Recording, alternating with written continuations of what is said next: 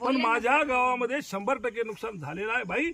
आपण इथं उभं टाकलो, आता जर तुम्ही या झाडाचा माप घेतला तर 10 फुटापासून पाणी गेलेलं आहे. त्या पिलियरला बघा ना सर, आता बघा पिलियरला पाणी कुठे गेलं आहे. आदेशाप्रमाणे काम करत आहे. नाही मी काय म्हणतो, नाही आदेश सर नाही ते सर इथं सर ना आदेश दिला. सांगतो मला काय म्हणायचंय, तुम्ही काय स्वीकारायचे ते नंतरचा भाग.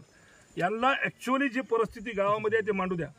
तुम्हाला त्याच्यात अधिकार नाही काय म्हणायचं, त्यांनी मांडाव. तुम्हाला काय घ्यायचं ते मग आम्ही तुम्ही फावून घेऊ काय घ्यायचं त्याच्यात. तुम्ही कसे घेत ना कसे करता ते आम्ही पाहतो, पण यांचं कर्तव्य आहे. यांना तुम्ही अजिबात तशा सूचना देऊ नका. यांना जे आहे तुमची परिस्थिती ते मांडा.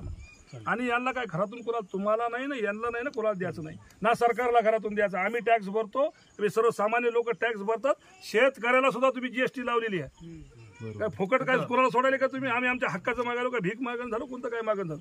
त्यामुळे यांनी यांचं काम करू द्या आणि यांना बिलकुल तुम्ही असं हे सूचना आताच्या आता काढा. मी कलेक्टर साहेब